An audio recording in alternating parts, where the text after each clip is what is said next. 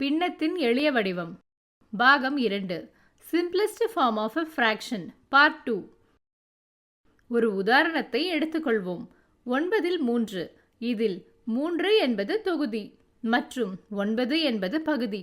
இப்போது தொகுதியையும் பகுதியையும் 3ஆல் வகுத்தால் நமக்கு என்ன கிடைக்கும்? நமக்கு 3/1 கிடைக்கும். இது 9/3 என்ற பின்னத்தின் சமான பின்னமாகும். மேலும் இதுவே அதன் எளிய வடிவம். ஆனால் நாம் ஏன் அதை 2ஆலோ 4ஆலோ வகுக்காமல் 3ஆல் வகுத்தோம் என்று உங்களுக்கு தெரியுமா? ஏனென்றால் இங்கே 3 தான் தொகுதி மற்றும் பகுதி 2ற்கும் பொதுவான வகுத்தி ஆகும். எனவே ஒரு பின்னத்தின் தொகுதி மற்றும் பகுதியை அவற்றின் பொதுவான வகுத்தியால் வகுத்தால் அந்த பின்னத்தின் எளிய வடிவம் நமக்கு கிடைக்கும். இப்போது நம்மிடம் மற்றொரு பின்னம் உள்ளது. 40/10. இங்கே தொகுதி மற்றும் பகுதி 2ற்குமான ஒரு பொதுவான வகுத்தி 2 என்பது நமக்கு தெரியும். எனவே நான் 2ஆல் வகுக்கிறேன். இப்போது என்ன கிடைக்கும்? 20/5 கிடைக்கும். இப்போது மீண்டும் பாருங்கள். இங்கே தொகுதி மற்றும் பகுதி 2லும் 5 ஒரு பொதுவான வகுத்தியாக உள்ளது. அதனால் நான் 5ஆல் வகுக்கிறேன். இப்போது என்ன கிடைக்கும்? 4/1 கிடைக்கும். ஆனால் இந்த 4/1 என்னால் மீண்டும் வகுக்க முடியுமா? முடியாது. ஏனென்றால் இதில் 1ஐ தவிர வேறு பொதுவான வகுத்தி எதுவும் இல்லை. எனவே என்னால் இதை மேலும் வகுக்க முடியாது. ஆகையால் 4/1 என்பதுதான் அதன் எளிய வடிவம். மேலும் முந்தைய உதாரணத்திலும் என்னால் 3/1 அதற்கு மேல் வகுக்க முடியவில்லை. ஏனென்றால் அதுதான் அதன் எளிய வடிவம்.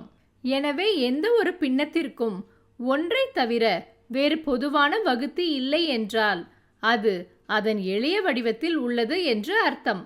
இப்போது 40/10ஐ 2ஆல் வகுப்பதற்கு பதிலாக இந்த முறை நான் நேரடியாக 10ஆல் வகுக்கப் போகிறேன். அவ்வாறு செய்ய முடியுமா? ஆம், நிச்சயமாக செய்ய முடியும். ஏனென்றால் 10ஆல் வகுத்தால் எனக்கு 4/1 கிடைக்கும். அதுதான் எளிய வடிவம். எனவே இதன் பொதுவான வகுத்தி 10 என்பது நமக்கு தெரிகிறது. ஆனால் இது பொதுவான வகுத்தி மட்டுமல்ல, அதன் மீப்பெரு பொது வகுத்தியும் தான். எனவே ஒரு பின்னத்தின் தொகுதி மற்றும் பகுதியை அதன் மீப்பெரு பொது வகுத்தியால் வகுத்தால் அந்த பின்னத்தின் எளிய வடிவம் கிடைக்கும் என்பது நமக்கு புரிகிறது. இப்போது மேலும் சில உதாரணங்களை பார்ப்போம். 50/1 என்பதை பாருங்கள். இங்கு 1ஐ தவிர வேறு பொதுவான வகுத்தி எதுவும் இல்லை. இதன் பொருள் அது எளிய வடிவத்தில் தான் உள்ளது. மேலும் 17/5 என்பதை பாருங்கள். இங்கே 5 மற்றும் 17 இரண்டும் பகா எண்கள். மேலும் அவற்றுக்கு வேறு பொதுவான வகுத்திகள் இல்லை. இதன் பொருள் அது எளிய வடிவத்தில் தான் உள்ளது. இப்போது 45/25 என்பதை பாருங்கள். இங்கே 5 என்பது பொதுவான வகுத்தி ஆகும். அத்துடன் அதன் மீப்பெரு பொது வகுத்தியும் அதுவேதான். எனவே நான் 45/25 தொகுதி மற்றும் பகுதியை 5ஆல் வகுக்கிறேன். இப்போது எனக்கு 9/5 கிடைக்கும். இதுவே எளிய வடிவம். இப்போது 72/18 என்பதை பாருங்கள். 18 மற்றும் 72ற்கு 2, 9 போன்ற பல பொதுவான வகுத்திகள் உள்ளன. மேலும் 18, 72 ஆகிய இரு எண்களும் 9ஆல் வகுப்படும். எனவே நான் தொகுதி மற்றும் பகுதியை 9ஆல் வகுக்கிறேன். எனக்கு என்ன கிடைக்கும்? 8/2 கிடைக்கும்.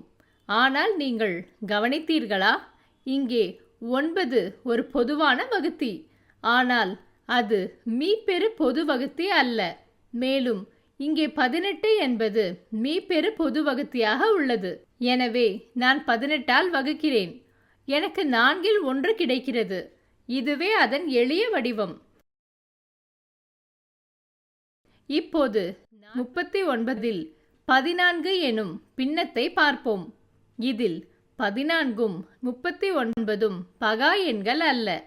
7 பெருக்கல் 2 என்பது 14 மற்றும் 13 பெருக்கல் 3 என்பது 39.